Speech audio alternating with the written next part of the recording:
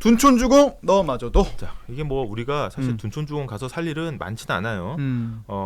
실제 청약하신 분도 있겠고. 그렇죠. 근데 이제 둔촌주공에 주목한 이유는 저희가 단군 이래, 단군 이래 최대 재건축. 그렇죠. 이기 때문에 이게 12,000세대가 넘습니다. 근데 이게 이제 내년에 부동산 시장이 어떻게 될 거냐에 대한 그렇죠. 전망을 주기 때문에 사실 우리가 둔촌주공 하는 거거든요. 둔촌주공은 일단은 기본적으로는 강동구에 속해 있지만 입지가 굉장히 좋습니다. 그래서 이제 마지막 어떤 강남권에 탈 수 있는 마지막 열차다 뭐 이런 얘기들이 그렇죠. 있지 않았습니까? 그리고 네. 9호선을 끼고 있는 어떻게 보면은 더블 역세권 입지예요. 물론 단지가 크니까. 네. 그리고 여기가 동북고등학교가 또 옆에 있고 학군도 괜찮죠. 예, 학군 지역이에요. 네. 물론 이제 뭐 대치동 이런 학군까지는 안 가더라도 어쨌든 나름 명문 역사 전통 있는 고등학교도 있고 교통도 괜찮고 네. 일단 대단지고 네. 저희가 부동산 특강 때 말했던 입지의 어떤 3요소를 두루 갖춘 곳으로 평가받는 곳입니다. 님이 말씀하신 것 같아요. 어딘지도 모르는 둔촌주공을 왜 알아야 하나 이렇게 말씀하셨는데 그 얘기를 지금 하는 겁니다. 네, 이제 여기서 나오는 일반 청약 물량이 한 4,000세대가 안 됩니다. 근데 엄청난 물량이죠. 그쵸. 그래서 이제 그럼에도 불구하고 아까 얘기하신 올림픽공원을 바로 끼고 있고 그쵸. 좋은 입지 때문에 청약 통장이 그래도 10만 개 몰리지 않겠냐 이런 얘기가 있었는데 어제 17,000개로 종료가 됐습니다. 기대에 많이 못 미친 거고요. 네, 경쟁률이 4.7대 1. 예, 우리가 사실은 이제 경제지에서도 강남의 반포, 레미안, 퍼스티지가 5억이 떨어졌습니다. 아니 거기 떨어져도 40억, 38억이래요. 그러니까, 네. 그럼 사실 야 저건 내가 살 일도 없는데 왜 나와 하겠지만은 결국은 부동산은 우리가 키 맞추기란 얘기 많이 하잖아요. 맞아요. 네. 그러니까 예를 들어서 우리가 전에 얘기했잖아. 아니 반포가 만약에 10억이야. 그럼 잠실이 20억 받을 수 있어요? 어렵죠. 예. 야 강남도 10억인데 니네들이 어떻게 20억? 니네는 8억만 받아. 그럼 만약에 송파구가 8억이야. 그럼 강동구가 10억 받을 수 있어요? 그렇기 때문에 이 캡이 내려오면은 전체적으로 부동산 시장이 다 푹 꺼지는 겁니다. 그래서 탑 티어 이 최상위권의 부동산이 갖는 의미가 그래서 있는 거고 네. 실제로 둔촌중공 같은 경우는 이제 재건축 단지 중에서 굉장히 주목을 많이 받는 일종의 약간 대장주 같은 개념이 있기 맞아요. 때문에 네. 그래서 여기를 보는 거예요. 이걸 보면 나머진 볼 필요가 있어 없어. 나머지는 여기에 청약 경쟁률 보면 그 뒤에 줄 서 있는 청약이 어떻게 보면 얼마나 흥행을 할지를 알 수 있죠. 그리고 지방 신도시 이런 건 볼 필요가 없는 거예요. 서울 제일 좋은 데가 이 정도면 탄덴 마레트 뭐해 막 이런 거기 때문에 그래서 둔촌주공을 좀 전국적인 의미로도 당연히 볼 수 있는 여지가 많다는 거. 그래서 다음 사진 보시면은 그러면 그렇게 얘기할 수 있어요. 왜냐하면 4.7대 1이면 뭐 미달도 안 났고 그쵸. 1대 1이면 어차피 들어가 사는 거 아니냐 이렇게 생각하실 수 있는데 사실은 이 청약과 또 계약은 또 다르기 때문에 그렇죠. 이게 미분양이라고 하는 거는 실제 계약을 안 하는 것도 사실은 미계약으로 들어가거든요. 그렇죠. 그러면 대략적으로 얘기하는 게 이제 6대 1 정도.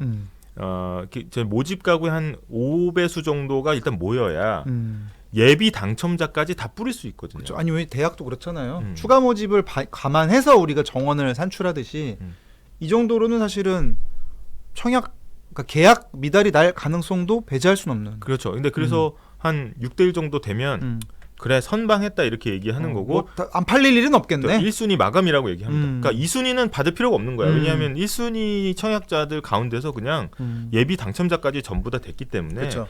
굳이 2순위 받지 않지만 그 입지 좋다는 둔촌주공이 2순위 청약을 시작합니다. 그러니까 그런 거는 뭐냐면 지금 부동산 시장이 생각보다 더 안 좋다는 거고 요 바로 뒤이어서 장위 4구역 여기 밑에 있죠. 장위동, 장위자이. 여기도 입지로서 굉장히 주목받았던 곳인데 역세권이고 3대 1 정도에 그치면서 아니 이게 뭐 해석이 분분해요. 부동산을 보시는 분들이 워낙 물량이 크기 때문에 4.7대 1도 나쁜 성적은 아니다 이렇게 얘기하긴 하지만 과거 이제 강남권의 어떤 청약 단지들을 보면은 기본이 뭐 100대를 넘어가고 그렇죠. 했지 않습니까? 근데 그래서 지금 굉장히 좀 초라한 성적표라고 볼 수 있다라는 거고.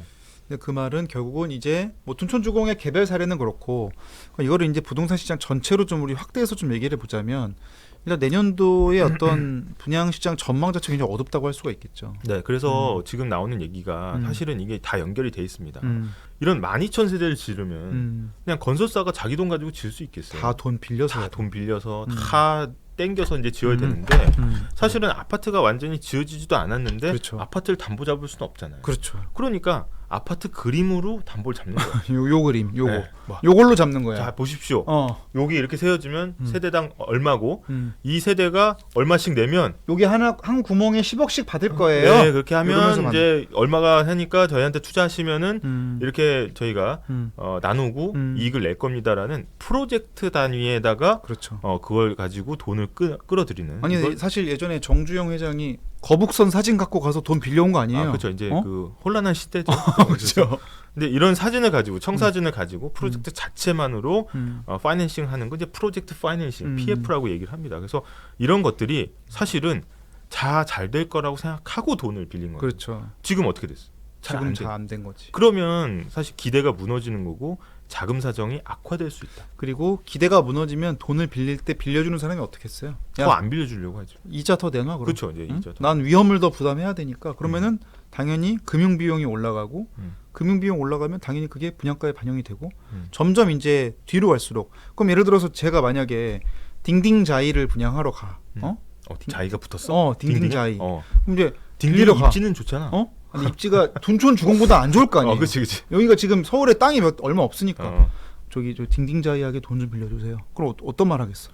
아니 뭐 너 뭘 빌려줘? 지금 야 둔촌 주공도 지금 난리 났는데. 그렇지 지금, 이거지. 그러니까, 이러니까 이제 앞으로 중소건설사들은 더 힘들 수밖에 없는. 그래서 이제 지금 이게 대형 건설사들의 자금 현금 흐름을 보면 굉장히 악화됐습니다. 근데 저희가 영업 현금 흐름이라고 해서 이제 그걸 따로 뽑습니다. 이제 회계에서. 근데 이 영업 현금 흐름이 최근에 급격하게 악화됐다. 그러면은 사실 대형 건설사가 그러면 다른 건설사는 말할 것도 없는 거예요. 전문용어로 말해 뭐해가 네. 되는 상황이고.